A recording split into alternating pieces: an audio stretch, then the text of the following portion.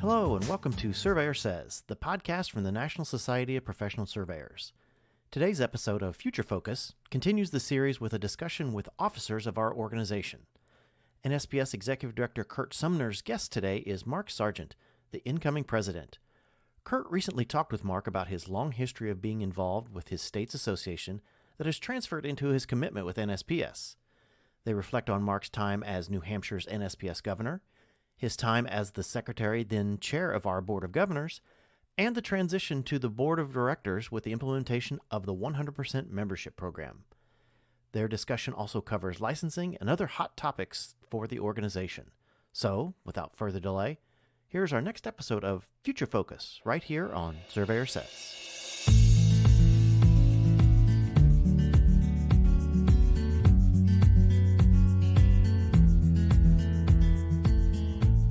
Welcome, everyone, to another edition of Surveyor Says.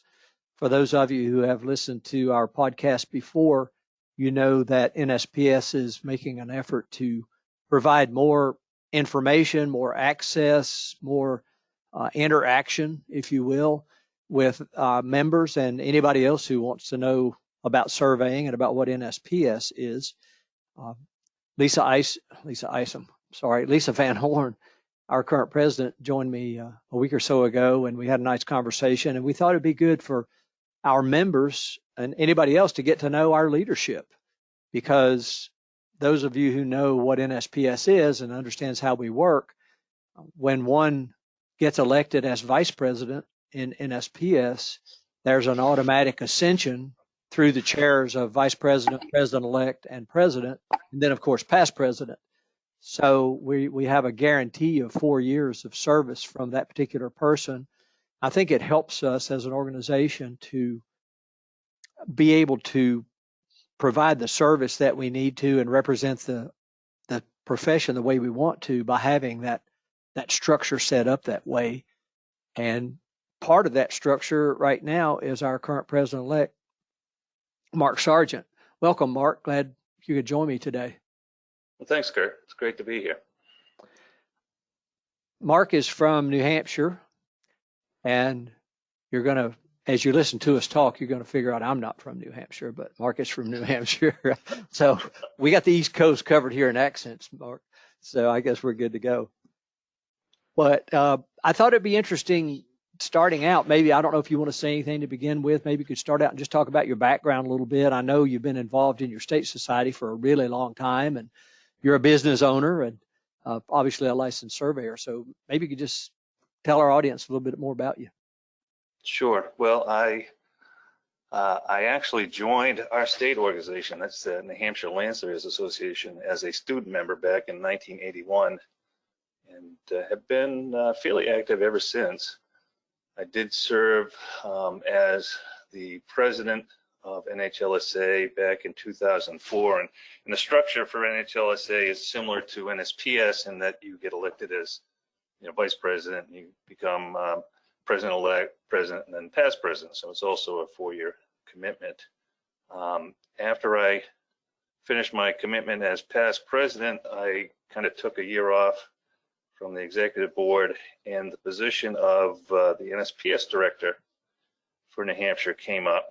And I ran for that unopposed, I might say, and served as the governor from New Hampshire, and then the title became director from 2007 until I was elected vice president of NSPS in 2018, I guess it was. Jeez. So I had been involved with the executive board of NHLSA for about 15 years.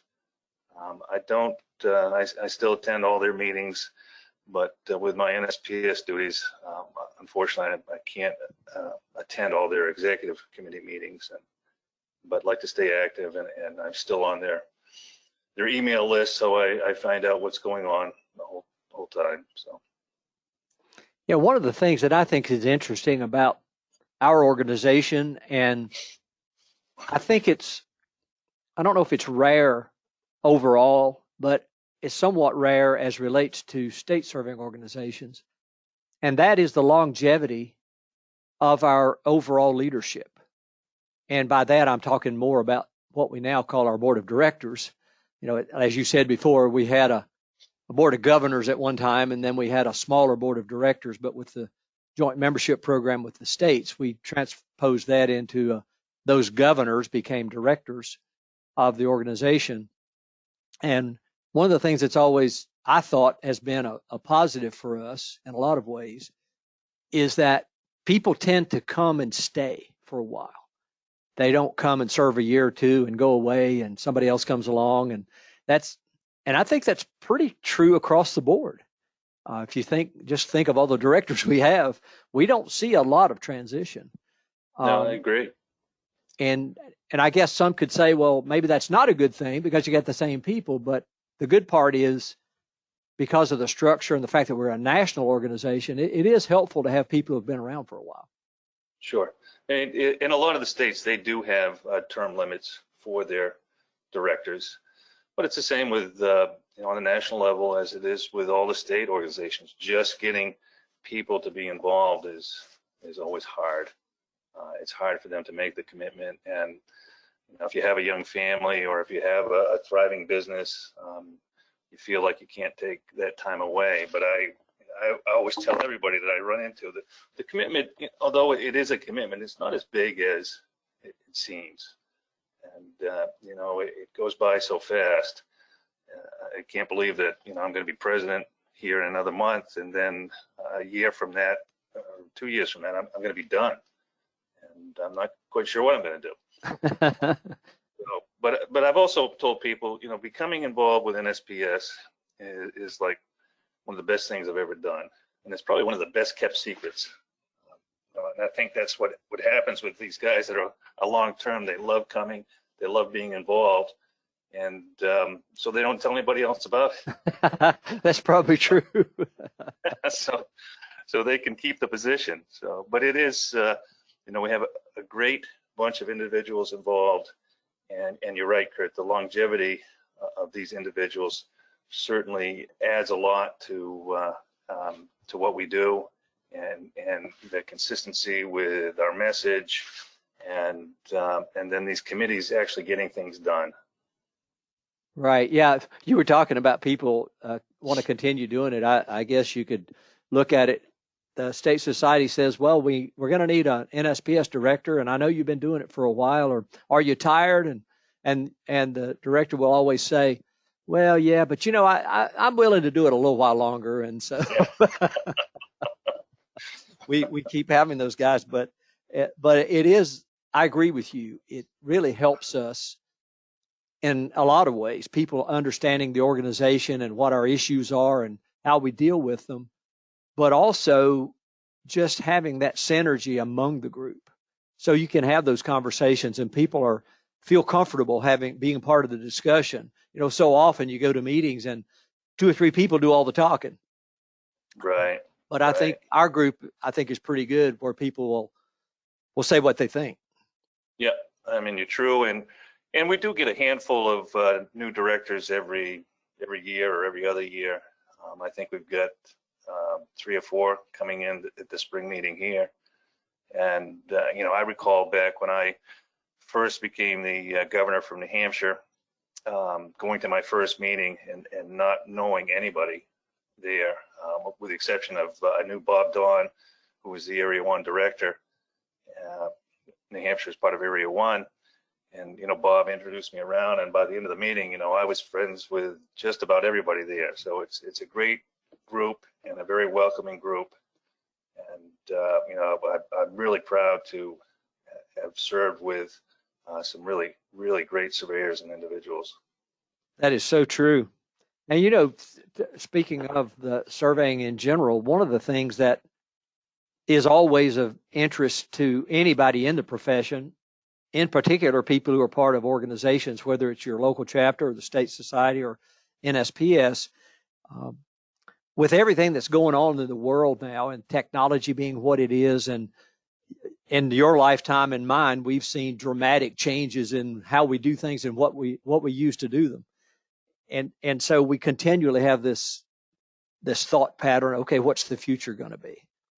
And it's kind of a tough question, because I guess surveyors are no different than anybody else. Sometimes we're reluctant to change, but at the same time, we realize if we're going to be effective as practitioners, we have to change, at least in terms of what's available to help us get our work done. And of course, then now we're having a lot of discussion about the whole licensing issue in terms of portability, and some states thinking, well, do you even need it? West Virginia just has a bill proposed that would allow anybody to survey for anybody as long as they tell them they're not licensed. It's okay. So I don't know. I don't know what your thoughts are about all that, but it's certainly something that's important to the profession and to us as an organization, I think. It sure is. And, this topic always comes up at every one of our meetings, both in the spring and the fall. There is a lot of discussion going on right now about universal licensing, obviously pertaining to, a universal license held by the colonial state people versus the public land survey system. There is obviously a distinct difference. And I've, the meetings that I've gone to, that I've attending around the country, this discussion has come up, and there's a lot of pushback, and a lot of people don't want to see it happen. But there's a number of people that do. Be interesting to see where it goes. It will be. And you mentioned those visits. That's another thing that I think is so great about being in leadership, is that opportunity to go and visit with people all over the country. It's just amazing to hear the similarities, but also you just run into so many really cool people. You do, and we all have, that story about that survey that just wouldn't go away, or the survey where we had a unique deed or something like that, or our love of the woods and our love and passion for what we do. Everybody that I've run into in the surveying profession truly loves what they do. Yeah, I agree with that. And sometimes I think we wonder how well appreciated we are among our fellow citizens. And I don't know the answer to that question. All I know is that when they need you, they really like you. Yeah. Yeah. Well, as I tell my clients here, is I'm not always the bearer of good news. So sometimes they like me, sometimes they don't like me so much. So, but when you're talking to the general public about your profession, it's funny that some people really know what we do, and some people have no idea whatsoever. And in most cases, I'll get the responses, "Wow, you get to work out in the woods all the time." And I said, "Yeah, well, I haven't been out in the woods in probably 15 years. So it's once you get to a certain point in life, there's just different tasks that you do as a surveyor. And when you own a business with employees, you spend more of your time sitting behind a desk and answering the phone and lining up work for your employees and those such things." Yeah, absolutely. And of course that brings to light, and we talk about this a lot, and people maybe get tired of hearing us talking about it, but the whole concept of our next generation always comes up in our discussions, and particularly considering everybody knows what the average age is. And it's a challenge, really, I think, because it's harder and harder to get into the profession, whether required by your law or not, without having a real solid educational background. And because just learning about everything that you need to know about, back in the days when I was first coming along, you learned what the guy before you knew and learned to use the instruments that guy knew how to use. And now the people who use the most sophisticated instruments are not the people who've been the surveyors the longest. Very true. Very true. And maybe the older group of us may not even have as good an understanding about how that equipment works as we should have, perhaps. Yeah. But in looking at that recruitment, one of our big challenges is to find the best way to convey that excitement about the profession that you and I feel, and that other practitioners feel, and pass that to the next generation. And I'm not sure we've actually found that right magic thing yet. I don't know how you feel about that, but I kind of feel like we're still struggling. I agree. It is kind of hard to pass on your passion with something without actually taking that individual out in the field and, maybe looking for an old bound, or reading a deed and finding some unique phraseology in it. We in New Hampshire here, we do a construction career days we participate in, and we take essentially it's high school kids that go, and it's more of the technical end, because they have a lot of construction equipment there, and the guys or the kids like to go and run the backhoe or the dozer or what have you. But we've had some success by bringing a drone and a robotic and some GPS equipment, what have you, and letting the kids have some hands-on with that. Obviously not running the drone, but running the robotic and using the GPS. And we've been pretty successful with that. But I mean, you're exactly right. A guy like me, I'm ashamed to admit it, but some of the equipment, I don't even know how to turn it on. So we have to, convince these young people or our technicians to come with us to these events and attract the young people. And that goes to, when you go to the high school for the Trig Star program.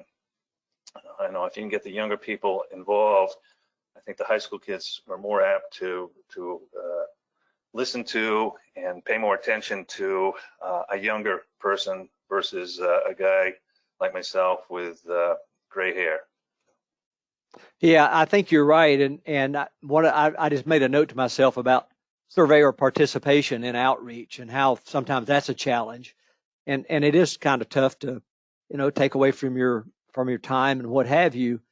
But you mentioning what you did about getting younger people involved in that outreach, that makes a lot of sense to me. And maybe part of our approach should be, take your tech guy with you when you go, or set it up for that person to go and talk. Because if you listen to students who are in surveying programs, or even if you talk to survey techs working in companies, they get excited. They really enjoy the work. And I think you're probably right. I think they can more likely relay the passion that we have than maybe people like you and me. Yeah, no, you're exactly right. So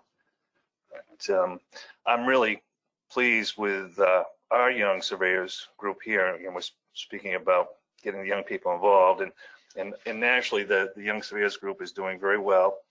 The states that I have visited, I have found that their young surveyors are very active. But getting back to New Hampshire, I'm very proud of the group that we have here, and they have been doing a lot of outreach and trying to get young people involved. And I think when you talk to those groups, wherever they are, whatever state they're in, sometimes their perspective about how you do outreach is going to be a little different than people in our age group. But that's a good thing, because sure is. They have a different approach. They have a different mindset. We're, as you said, we got the gray hair, so we've been around a while, and certainly there's a respect for that. But I think it is harder sometimes to get people to listen to you unless it's somebody closer to their age that they consider more of a peer. Sure. No, I definitely agree. But I mean, that gives us the opportunity, to speak at us older guys anyway. You go to the Rotary or the Lions Club or what have you, and talk about your profession. So we really need to take advantage of opportunities like that when they come along, and don't even wait for them to come along. Offer your service to these places. Like I said, like the Rotary and such, because they're always looking for somebody to come and speak at their meetings for 15-20 minutes. It's right. Easy to put together a little speech for 15 to 20 minutes. So.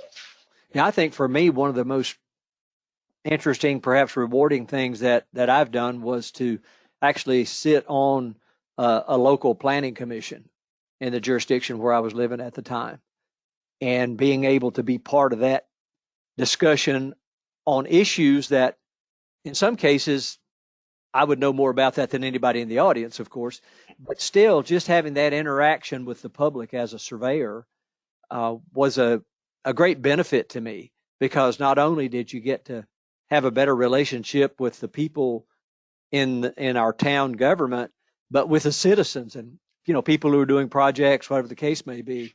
It was a great learning experience for me. Sure. And I think you find that with a lot of the land use boards are populated by land surveyors, just because we have the knowledge, and people look to us for our expertise when it comes to land use issues.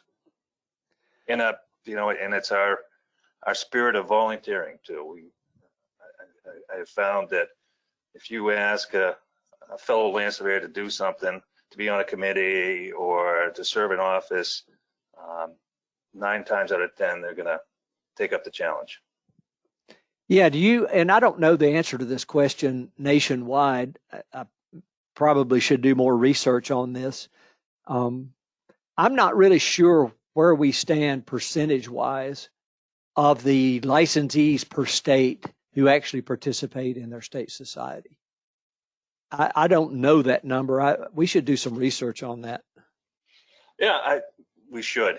I believe here in New Hampshire, it's a good percentage. I can't tell you exactly, but I would guess it's upwards of 70%. Of course, we're a small state. There aren't many of us here in New Hampshire. I think there's 300 of us total for the entire state. But I'm really pleased. Speaking of land surveyors or licensing, and the number of young people that have recently got their licenses here in New Hampshire. We had a kind of a dry spell for a number of years where you would see, you know, maybe no new licensees or one new licensee. Well, for the past 3 or 4 years, every year we've had at least 4 or 5 new licensees, which is great for the profession. Yeah, absolutely. And I think we probably see across the board, all across the country, those numbers maybe aren't what they have been over time. And then, of course, people ask the question, okay, with technology, how many do you really need? Well, I don't know the answer to that, but certainly it's a whole lot more than none. Yeah, it sure is. For sure. But you know, not only do we need licensed individuals, but we need technicians too. And you know, there's definitely hurting for technicians, and I would think a young person, just the ability to come out of school, maybe with you know, just a 2-year degree, being a technician, with the availability of jobs right now is just incredible. It sure is. And like you said earlier, there's this opportunity to be able to be the person who's using all that cool equipment. Exactly. So I think that's worth a lot. So we got a few minutes left here. I'm just curious if anything is burning in your mind about NSPS. You know, what is there something we need to be doing that we're not doing? You have any visions out there of perhaps things we should be undertaking or have a mission for anything that we're not doing? Bill, not so much that we're not doing anything. I mean, NSPS does a lot of things, and one of the issues that I have is just trying to keep on top of all the things that are going on with NSPS and try to be at least somewhat knowledgeable about them. So when I'm asked about them, at least I can maybe give an intelligent answer, or I can point that person in the proper direction to get the answer. So there is just, you know, this volumes of things that we're doing as an organization.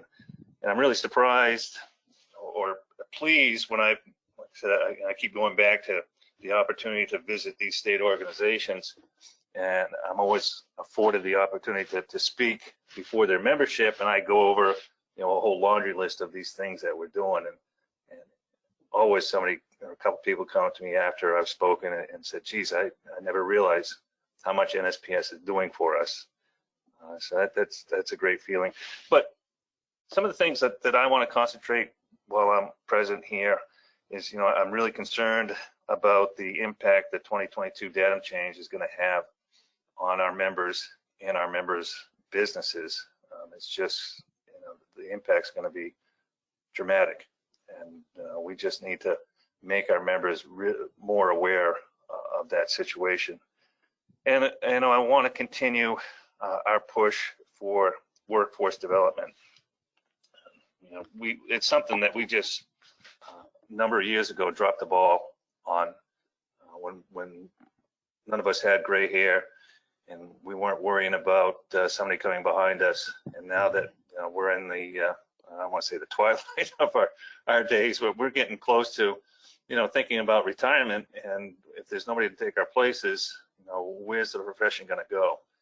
And it's going to get to the point, well, I'm hoping it doesn't get to the point where somebody is looking to have a land survey done, can't even get a hold of a land surveyor, or is told they're going to have to wait 3 to 4 months before they can get out there. They're going to complain to their state legislature, and licensing is going to go away. Yeah. So, so that's why I think NSPS has done a great job and doing this workforce development. We've got Tim Murphy is our new workforce development committee chairman. He's working real hard. This guidance councils conference that we've been attending every year for the last 4 years seems to work good. I'd like to see us getting involved with the STEM conference more. I noticed just reading the paper the other day, there's a STEM conference that's going to be held here in New Hampshire. I think it's in October of this year. And I sent an email to the NHLSA president asking him to at least explore the possibility of NHLSA participating in that STEM conference, with a booth. And I assured him that the National Society provided him with, any goodies that he needed to supply the booth with. So those are a couple things I would like to see us work on more. Public outreach is another one too. National Surveyors Week is a great opportunity for public outreach. We here at my office, we go down, we're right in Concord, which is the state capital, and we go down and we occupy a point right at the State House during the week, and put our poster out there, and people walk by and say, hey, what are you doing? And what's this? So it's it's a great little thing to do. Right.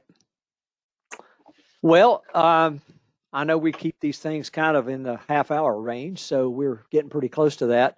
I just wanted to make sure that I gave you an opportunity to cover anything I didn't think to ask. So I appreciate you joining me today. And like I said in the beginning, I think this is really important to be able to have this, and we have it archived. We can continue to share it with people, and just to help people better know who our leaders are and what our organization is about. So thanks for joining me. You bet, Curt. My pleasure.